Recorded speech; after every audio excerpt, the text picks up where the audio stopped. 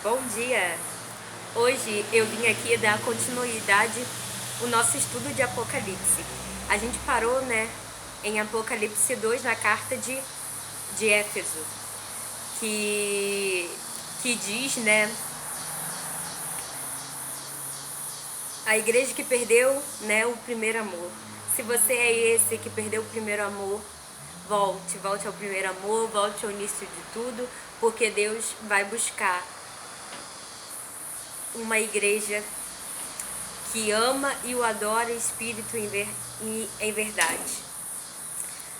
Hoje a gente vai estudar a segunda carta de João para a igreja de Esmirna, que está lá em Apocalipse 2, do 8 ao 11. Então leiamos. Carta à igreja em Esmirna.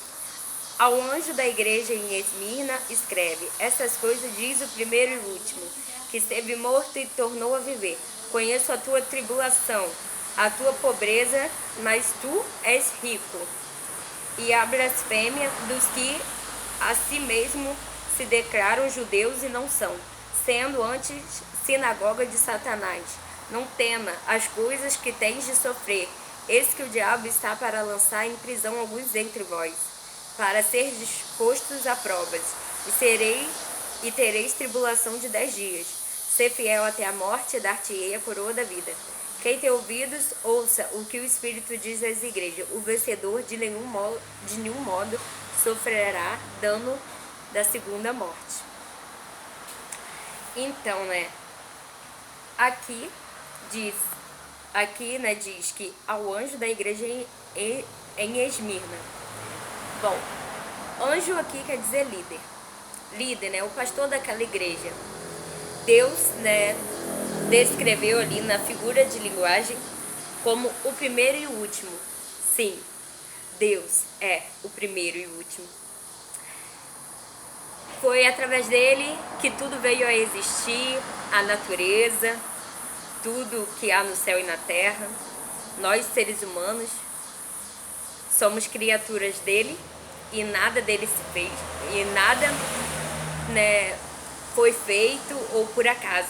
Tudo foi pela mão dele, tudo se iniciou por ele. E ele é o último, pois tudo acabará por meio dele, Todos os olhos verão e toda a língua confessará que ele é o Senhor. E aqui fala que esteve morto e tornou a viver, mostrando que ele é Jesus, o Messias prometido, que veio, morreu por nós, mas ressuscitou.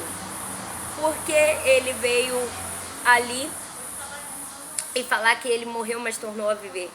Para trazer a esperança para aquela igreja ali, porque eles estavam passando por um período de tribulação, por um período de perseguição religiosa.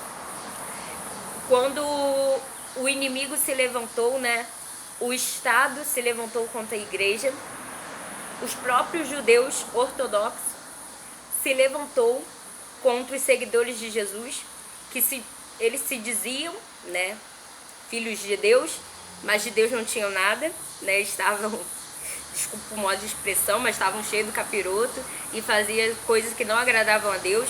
Então eles começavam a inventar mentira contra eles e perseguir os seguidores de Jesus. Jesus mesmo diz aqui, que são sinagogas de Satanás, que deles mesmo não tinha nada de Deus ali. Eles estavam sendo usados pelo diabo.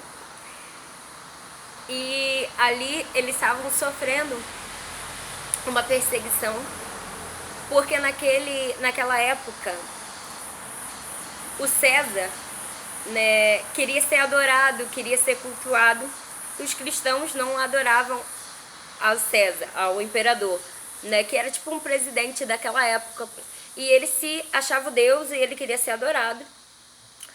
E eles não iam lá cultuar César, eles não iam prestar culto a César, porque para eles adorar somente a Deus. E eles foram acusados de impatriotismo por não adorar César.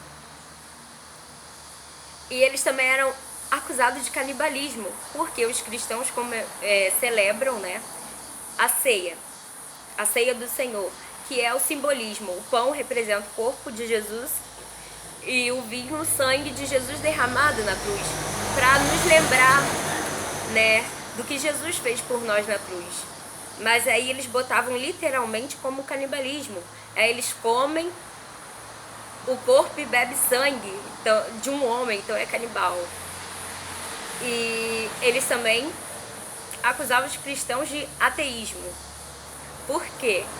Porque naquela época eles adoravam imagens.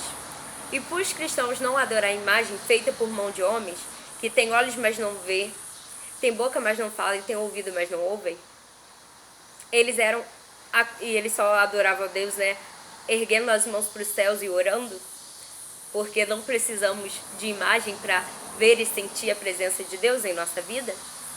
Então eles eram acusados de ateísmo. E por isso eles foram perseguidos. E as igrejas eram destruídas, eles eram levados presos, tiravam todos os bens, confiscavam os bens materiais daquela igreja, e eles começavam a passar necessidade. Muitos eram mortos, uns queimados, outros jogados aos leões, outros apedrejados, uns, né, muitas formas nojentas e ruins, né, de matar alguém. E é nesse contexto que Deus aparece, mostrando que ele era conhecedor da tribulação que aquele povo estava passando. E ele falou aqui: eu conheço a tua pobreza, a pobreza física que eles estavam passando porque tinha tirado os bens dele. Mas Deus fala: mas tu és rico. Deus quer dizer, vocês podem até passar necessidade aqui na terra, mas vocês são ricos. Porque a riqueza de vocês ninguém pode roubar, ninguém pode tirar de vocês. A riqueza de vocês está dentro do coração de vocês. Vocês têm Jesus, e quem tem Jesus tem tudo. Por mais que seja pobre fisicamente, é rico. E por mais que passe a necessidade aqui na terra, a sua riqueza está no céu. Né? E Deus ali mostrou que Satanás jogaria eles na prisão e que eles sofreriam ali por 10 dias. Deus falou: ser fiel até a morte. Ele falou: mesmo que vocês tenham que morrer por mim, não me negue. Porque o diabo está pondo a prova. Não me negue. Porque vocês vão ganhar a coroa da vida, vão ganhar a vida eterna. Então o que eu trago aqui pra gente é que ser cristão não é fácil. Muitos, né, países por aí já sofrem perseguição religiosa e muitos missionários são mortos por pregar e propagar a palavra de Deus. E se um dia ocorrer da gente ter que negar o homem para ser fiel a Deus, prefira ser fiel a Deus. Prefira não amar a sua vida e entregá-la por Deus. Porque aquele que ama a sua vida com medo de morrer, vai perder a salvação. Mas aquele que não ama a sua vida a ponto de entregá-la a Jesus, ganhará a vida eterna. Então que a gente possa ter um amor a Deus, o amor que lança fora todo medo. E a ponto de entregarmos a nossa vida para Deus como Ele entregou pra gente. Se a gente tiver o amor de Jesus, a gente vai ser como Paulo, né? Morrer para mim é lucro, viver para mim é Cristo. E que a gente possa pedir a Deus esse primeiro amor, para que, mesmo que sofremos tribulações aqui, mesmo que nos botem a prova, que a gente continue falando: eu sou de Jesus e não abro mão, porque receberemos a vida eterna. E aqui no final fala: quem tem ouvidos ouça o que o Espírito diz à igreja. O vencedor de nenhum modo sofrerá dano da segunda morte. A segunda morte é a morte espiritual, é a morte do inferno. Então quem vencer aqui na terra, sendo cristão, ganhará a vida eterna. Então não desista, Continue, por mais que seja difícil, continue adorando, continue louvando, continue mesmo sem forças, mesmo sem se arrastando, continue no caminho de Deus. Que Deus te abençoe.